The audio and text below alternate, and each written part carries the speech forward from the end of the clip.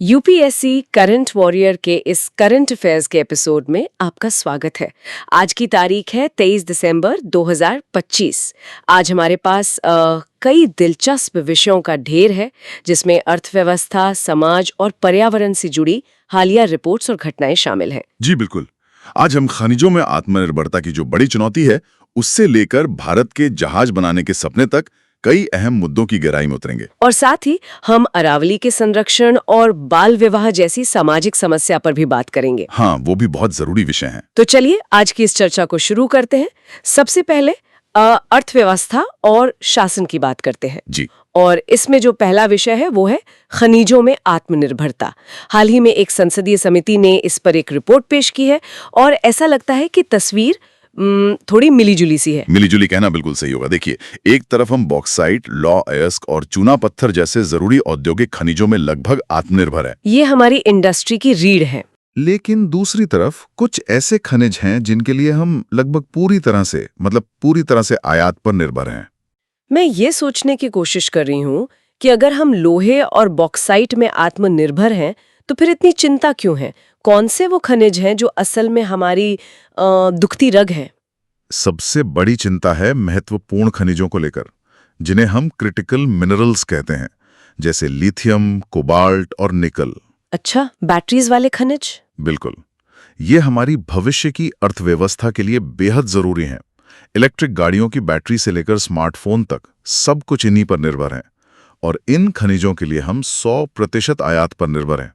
अब ये जो पॉइंट है, ये यूपीएससी प्रीलिम्स के लिए बहुत इंपॉर्टेंट है। 100%। ये तो वाकई में एक बड़ी निर्भरता है। इसका मतलब है कि हम एक खजाने पर तो बैठे हैं, लेकिन भविष्य की टेक्नोलॉजी की चाबी हमारे पास नहीं है। बिल्कुल सही कहा आपने। तो रिपोर्ट में इस चुनौती के क्या कारण बताए गए हैं?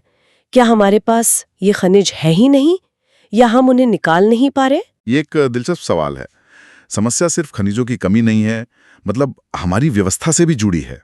पहली बड़ी वजह है काम शुरू होने में देरी, ऑपरेशनल डिलेज जिसे कहते हैं। देरी मतलब कितनी देरी? अब सोचिए, 2015 से अब तक 486 खनिज ब्लॉक नीलाम हुए, लेकिन उनमें से सिर्फ 63 में ही काम शुरू हो पाया है। सिर्फ 486 में से? ये तो बहुत कम है। जी, बहुत कम।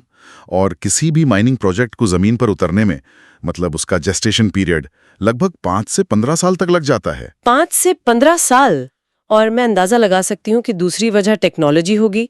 हम अक्सर ऑटोमेशन और एआई जैसी चीजों में पीछे रह जाते हैं। बिल्कुल। खनन में पुरानी तकनीक इस्तेमाल करने से हमारी लागत बढ़ जाती है और हम गहराई में छिपे खनिजों तक पहुंच ही नहीं पाते। अच्छा। भारत के सिर्फ 15% हिस्से में ही गहराई से खोज हुई है, और वो भी ज्यादातर सतह के पास। तो ये कहना मुश्किल है कि हमारे पास क्या क्या नहीं है। शायद बहुत कुछ हो। तो समिति ने क्या सुझाव दिए हैं? क्या कोई ऐसा रास्ता है जिससे हम इस निर्भरता को कम कर सकें? हाँ, समिति ने कुछ बहुत ही प्रैक्टिकल सुझाव दिए हैं। एक है शहरी खनन, यानी अर्बन माइनिंग। शहरी खनन? ये सुनने में अजीब लग रहा है। हाँ, लेकिन इसका मतलब है हमारे पुराने इलेक्ट्रॉनिक कचरे, मतलब जो ई वेस्ट होता है, औद्योगिक स्क्रैप और ईवी बैटरी से कीमती धातुएं निकालना। ये एक तरह की चक्रीय अर्थव्यवस्था है, सर्कुलर इकोनॉमी। अरे वाह, ये तो कमाल का आइडिया है। यानी हम अपने ही कचरे में सोना ढूंढ सकते हैं। हाँ, एक तरह से। दूसरा सुझाव है कि अलग अलग मंत्रालयों के बीच तालमेल बढ़ाया जाए, ताकि प्रोजेक्ट्स को मंजूरी जल्दी मिले। और तीसरा, प्राइवेट सेक्टर की विशेषज्ञता का फायदा उठाया जाए। और क्या सरकार ने इस दिशा में कुछ कदम उठाए भी हैं? जी बिल्कुल। एमएमडीआर एक्ट में बदलाव करके नीलामी को पारदर्शी बनाया गया है, और केबीआईएल नाम का एक संगठन बनाया गया है। केबीआईएल ये क्या है? आपके भी एक तरह का, मतलब आप इसे भारत का इंटरनेशनल शॉपिंग एजेंट समझ सकते हैं।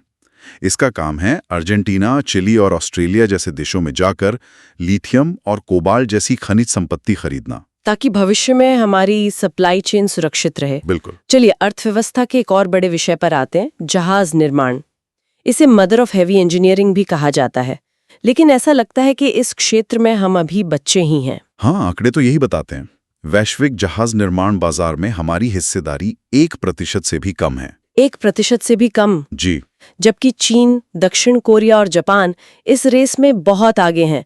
और सबसे चौंकाने वाली बात यह है कि हमारे देश का 92% समुद्री व्यापार विदेशी जहाजों से होता है। 92%? इसका मतलब है कि हम हर साल एक बहुत बड़ी रकम दूसरे देशों को दे रहे हैं। बहुत बड़ी रकम, लगभग $75 बिलियन सालाना। तो ये सिर्फ पैसे का नुकसान नहीं है, ये एक अवसर की लागत है। हम न केवल पैसे बाहर भेज रहे हैं, बल्कि जहाज बनाने से जुड़ी हाई स्किल नौकरियां और तकनीकी विकास भी दूसरे देशों को दे रहे हैं। तो हम इस रेस में पीछे क्यों हैं?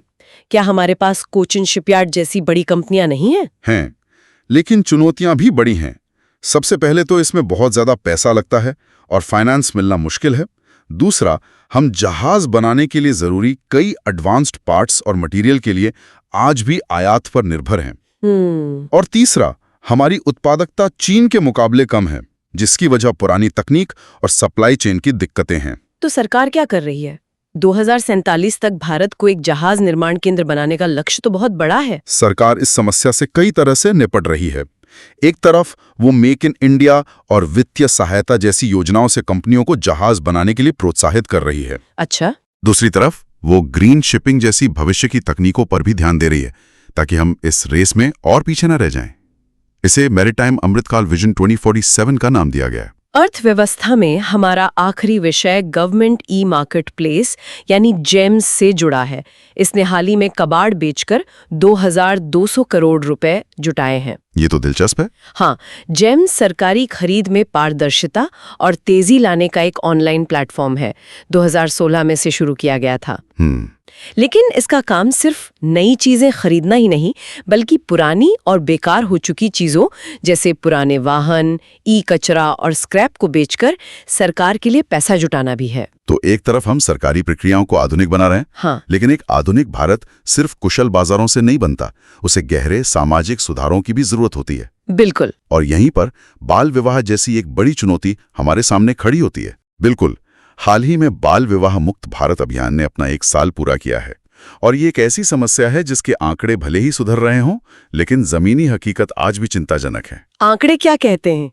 क्या स्थिति में कुछ सुधार हुआ है? हाँ, सुधार तो हुआ है। राष्ट्रीय परिवार स्वास्थ्य सर्वेक्षण मतलब NFHS के मुताबिक 2005 में जहां लगभग 47% लड़कियों की शादी 18 साल से पहले हो जाती थी, 47%? जी 47%, और वहीं 2021 में ये आंकड़ा घटकर 23% पर आ गया है। तो सुधार तो है, लेकिन 23% का मतलब भी है कि आज भी हर 4 में से 1 लड़की का बाल विवाह हो रहा है। बिल्कुल, और पश्चिम बंगाल, बिहार और त्रिपुरा जैसे राज्यों में स्थिति अभी भी बहुत गंभीर है। और इसके परिणाम सिर्फ आंकड़ों तक सीमित नहीं रहते होंगे। इसका एक लड़की के जीवन पर क्या असर पड़ता है? इसका असर बहुत गहरा और बहुआयामी होता है। शारीरिक रूप से कम उम्र में मां बनने से स्वास्थ्य को खतरा होता है। मनोवैज्ञानिक रूप से उस पर जिम्मेदारियों का बोझ आ जाता है जिसके लिए वो तैयार नहीं है। उसकी पढ़ाई छूट जाती होगी, मौके खत्म हो जाते होंगे। हाँ, उसकी पढ़ाई छूट जाती है, जीवन में आगे बढ़ने के मौके खत्म हो जाते हैं, और सबसे बड़ी बात, ये उसके मानव अधिकारों का हनन है। हम उससे उसका बचपन और शिक्षा का अधिकार छीन लेते हैं। और ये बात भी ध्यान रखने वाली है कि भारतीय कानून के अनुसार लड़कियों के लिए शादी की उम्र 18 साल और लड़कों के लिए 21 साल है। ये UPSC प्रीलिम्स के लिए इंपॉर्टेंट है। इसके पीछे मुख्य वजह क्या है? क्या ये सिर्फ गरीबी है? गरीबी एक बहुत बड़ा कारण है, क्योंकि पितृसत्तात्मक समाज में लड़की को अक्सर एक आर्थिक बोझ समझा जाता है। लेकिन इसके साथ साथ पितृसत्ता की सोच भी जुड़ी है, जहां लड़की की पढ़ाई को घर के काम से ज्यादा जरूरी नहीं समझा जाता। और कुछ सामाजिक और धार्मिक मान्यताएं भी होंगी। जी, कुछ जगहों पर सामाजिक और धार्मिक मान्यताएं भी इसे बढ़ावा देती हैं। तो क्या हमारे कानून और योजनाएं, जैसे बेटी बचाओ बेटी पढ़ाओ, इस समस्या से निपटने के लिए काफी हैं? कानून और योजनाएं अपनी जगह जरूरी हैं, लेकिन असली बदलाव जमीनी स्तर पर आता है। जैसे छत्तीसगढ़ के सूरजपुर जिले का मॉडल, जहां 75 पंचायतों ने खुद को बाल विवाह मुक्त घोषित किया है। अच्छा। ये दिखाता है कि जब समुदाय खुद जागरूक होता है तो बदलाव संभव है। कानून, योजनाएं और सामुदायिक भागीदारी, इन तीनों को मिलकर ही इस कुरीति को खत्म किया जा सकता है। सामाजिक न्याय से अब पर्यावरण की ओर बढ़ते हैं, और यहाँ हमारा पहला विषय है अरावली पर्वत श्रृंखला, जिसे हाल ही में सुप्रीम कोर्ट से एक नई पहचान और सुरक्षा कवच मिला है। हाँ, ये एक बहुत बड़ा और जरूरी फैसला है। सुप्रीम कोर्ट ने अरावली की एक नई वैज्ञानिक परिभाषा को मंजूरी दी है। अब तक अरावली को सिर्फ अलग अलग पहाड़ियों के तौर पर देखा जाता था, जिससे खनन माफिया लूप होल्स का फायदा उठा लेते थे। इस नई परिभाषा से क्या बदलेगा? अब अरावली को एक लैंडस्केप के तौर पर देखा जाएगा, यानी एक सतत भूवैज्ञानिक श्रृंखला। नई परिभाषा के अनुसार 100 मीटर से ऊंची कोई भी पहाड़ी अरावली हिल मानी जाएगी। अच्छा। और 500 मीटर के दायरे में ऐसी 2 या 2 से ज्यादा पहाड़ियां अरावली रेंज कहलाएंगी। इसका सीधा मतलब है कि अब इसके एक बड़े हिस्से को कानूनी सुरक्षा मिलेगी। ये परिभाषा भी प्रीलिम्स के लिए जरूरी हो सकती है। तो क्या इसका मतलब है कि अरावली में खनन अब पूरी तरह बंद हो जाएगा? पूरी तरह से नहीं, लेकिन अब ये बहुत नियंत्रित हो जाएगा। संरक्षित वन, नेशनल पार्क और वेटलैंड जैसे इलाकों में खनन पर पूरी तरह से पाबंदी लगा दी गई है। और बाकी जगहों का क्या? बाकी जगहों के लिए भी जब तक एक नई सतत खनन प्रबंधन योजना नहीं बन जाती, तब तक किसी भी नए खनन पट्टे को मंजूरी नहीं दी जाएगी। हम अक्सर अरावली के महत्व के बारे में सुनते हैं। क्या आप सरल शब्दों में बता सकते हैं कि ये हमारे लिए इतनी जरूरी क्यों है? जरूर। अरावली सिर्फ एक पहाड़ नहीं है, ये थार रेगिस्तान को आगे बढ़ने से रोकने वाली एक दीवार है। अच्छा, एक बैरियर की तरह। बिल्कुल। ये मानसून की हवाओं को दिशा देकर उत्तर भारत में बारिश लाने में मदद करती है, और दिल्ली एनसीआर के लिए तो ये एक तरह का एयर कंडीशनर और फेफड़े हैं जो उसे रेगिस्तान की गर्म हवाओं और धूल से बचाते हैं। और ये दुनिया की सबसे पुरानी पर्वत श्रृंखलाओं में से एक है ना? जी हाँ, हिमालय से भी पुरानी, हमारी एक अनमोल प्राकृतिक विरासत। अरावली की बात संरक्षण की है तो हमारा अगला विषय भी संरक्षण से जुड़ा है, लेकिन एक ऐसे पक्षी का जो विलुप्त होने की कगार पर है, ग्रेट इंडियन बस्टर्ड। हाँ, जीआईबी की कहानी विकास और पर्यावरण के बीच के टकराव का एक क्लासिक उदाहरण है। एक तरफ हम सौर और पवन ऊर्जा जैसे ग्रीन एनर्जी की ओर बढ़ रहे हैं, जो अच्छी बात है, लेकिन इन प्रोजेक्ट्स के लिए बिछाई जाने वाली हाई टेंशन बिजली की तारें इन भारी भरकम पक्षियों के लिए मौत का फंदा बन रही हैं। ये तो विडंबना है। हम पर्यावरण बचाने के लिए जो कर रहे हैं उसी से एक प्रजाति खत्म हो रही है।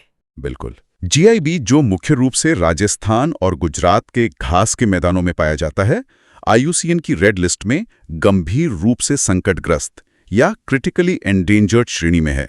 इसका संरक्षण स्टेटस यूपीएससी प्रीलिम्स के लिए बेहद जरूरी है। तो सुप्रीम कोर्ट ने क्या किया है? सुप्रीम कोर्ट ने इसी टकराव को देखते हुए अब ग्रीन एनर्जी कॉरिडोर के लिए संरक्षण नियमों को और सख्त कर दिया है, ताकि इस शानदार पक्षी को बचाया जा सके। पर्यावरण में ही एक और दिलचस्प विषय है केरल की कुट्टनाड वेटलैंड कृषि प्रणाली। यहाँ मिट्टी में एल्यूमिनियम का स्तर बढ़ रहा है। ये सुनने में तो एक छोटी सी बात लगती है, पर इसके मायने क्या हैं? इसके मायने बहुत गहरे हैं। कुट्टनाड भारत की एकमात्र ऐसी जगह है जहां समुद्र तल से नीचे धान की खेती होती है। समुद्र तल से नीचे? जी, ये एक विश्व स्तर पर महत्वपूर्ण कृषि विरासत प्रणाली है जिसे GAHS का दर्जा मिला है। यह तथ्य भी प्रीलिम्स के लिए इम्पोर्टेंट है। अच्छा। जब यहाँ की मिट्टी में अम्लता बढ़ती है तो एल्यूमिनियम घुलनशील और जहरीला हो जाता है। यह जहर पौधों की जड़ों को खत्म कर देता है और उन्हें जरूरी पोषक तत्व लेने से रोकता है। यानी धीरे धीरे ये उपजाऊ जमीन बंजर हो सकती है। इसका असर हमारी खाद्य सुरक्षा पर भी पड़ सकता है। निश्चित रूप से। और हमारा आखिरी पर्यावरण से जुड़ा विषय दक्षिणी महासागर से है, जहां एक अध्ययन में पाया गया है कि समुद्र का गहरा पानी तेजी से ऊपर की ओर उठ रहा है।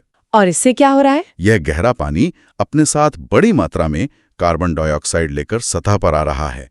दक्षिणी महासागर दुनिया के क्लाइमेट को रेगुलेट करने में एक बड़ी भूमिका निभाता है। गहरे पानी का इस तरह सतह पर आना वैश्विक कार्बन चक्र और मौसम के पैटर्न को प्रभावित कर सकता है, जिसके परिणाम अप्रत्याशित हो सकते हैं। बिल्कुल। पर्यावरण की इन जटिलताओं से अब ब्रह्मांड के रहस्यों की ओर चलते हैं।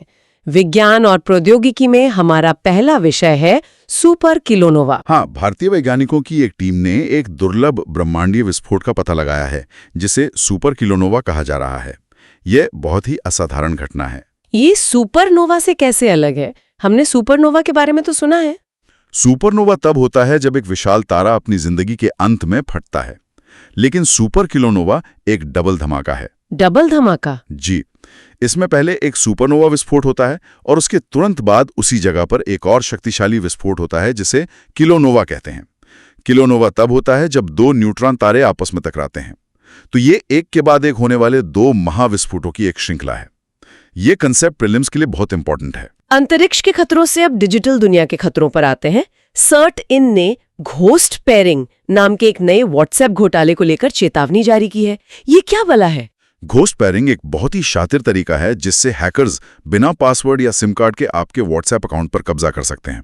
बिना पासवर्ड के ये कैसे मुमकिन है? ये व्हाट्सएप के डिवाइस लिंकिंग फीचर का फायदा उठाता है। हैकर आपको हाय चेक दिस फोटो जैसा कोई मैसेज भेजता है। जब आप उस पर क्लिक करते हैं तो एक क्यूआर कोड या पेयरिंग कोड आता है जो देखने में बिल्कुल असली लगता है। जैसे ही आप उसे मंजूरी देते हैं, हैकर का डिवाइस आपके अकाउंट से एक विश्वसनीय डिवाइस के तौर पर जुड़ जाता है। मतलब ये ऐसा है जैसे कोई चोर आपके घर की एक डुप्लीकेट चाबी बना ले, उसे ताला तोड़ने की जरूरत नहीं। बिल्कुल सही समझा आपने। वो जब चाहे अंदर आ सकता है और आपको शायद पता भी ना चले। ये तो वाकई डरावना है। चलिए अब कुछ और छोटी बड़ी खबरों पर नजर डालते हैं। पहला है डार्क स्टोर्स। ये क्या होते हैं? तो ये वही रहस्यमयी दुकानें हैं जहां से 10 से 30 मिनट में हमारा ऑनलाइन ऑर्डर किया हुआ सामान आता है, लेकिन जिनमें कोई ग्राहक नहीं जा सकता। अच्छा, तो ये क्विक कॉमर्स कंपनियों के छोटे छोटे गोदाम होते हैं। जी, जो सिर्फ ऑनलाइन ऑर्डर पूरा करने के लिए बने हैं। ये ई कॉमर्स की दुनिया के भूतिया बंगले हो गए। अगला है FSSAI यानी भारतीय खाद्य सुरक्षा और मानक प्राधिकरण। इसने हाल ही में उन दावों को खारिज किया है कि अंडे खाने से कैंसर होता है। हाँ, FSSAI स्वास्थ्य मंत्रालय के तहत काम करने वाली संस्था है जिसका काम खाद्य पदार्थों के लिए वैज्ञानिक मानक तय करना है ताकि हमें सुरक्षित भोजन मिले। और अंत में राष्ट्रीय समुद्री विरासत परिसर। भारत और नीदरलैंड ने इस पर सहयोग के लिए हाथ मिलाया है। ये परिसर गुजरात के लोथल में बनाया जा रहा है। लोथल सिंधु घाटी सभ्यता का एक महत्वपूर्ण स्थल है जहां दुनिया का सबसे पुराना मानव निर्मित डॉकयार्ड मिला था। तो इसका उद्देश्य भारत की समुद्री विरासत को दुनिया के सामने लाना है। जी, हमारी 4500 साल पुरानी समुद्री विरासत को। तो ये थी आज की हमारी चर्चा, जिसमें हमने अर्थव्यवस्था की चुनौतियों से लेकर पर्यावरण के संरक्षण और विज्ञान के नए रहस्यों तक को समझने की कोशिश की। और अगर हम इन सभी बातों को जोड़कर देखें तो एक बड़ा सवाल उभरता है। आज हमने खनिज आत्मनिर्भरता और अरावली संरक्षण दोनों की बात की। एक तरफ विकसित भारत के लक्ष्य के लिए हमें खनिजों की जरूरत है और दूसरी तरफ हमारी हजारों साल पुरानी प्राकृतिक विरासत है। सोचने वाली बात यह है कि विकास और प्रकृति के बीच ये संतुलन कैसे बनेगा? क्या आर्थिक विकास के लिए हमें अपनी प्राचीनतम विरासतों की कीमत चुकानी पड़ेगी, या फिर सतत विकास का कोई ऐसा रास्ता मुमकिन है जो दोनों को साथ लेकर चल सके? ये एक ऐसा सवाल है जिस पर हम सभी को विचार करना चाहिए। बिल्कुल। इसी विचार के साथ आज की चर्चा यहीं समाप्त करते हैं। अगले एपिसोड में नए विषयों के साथ फिर मिलेंगे। धन्यवाद।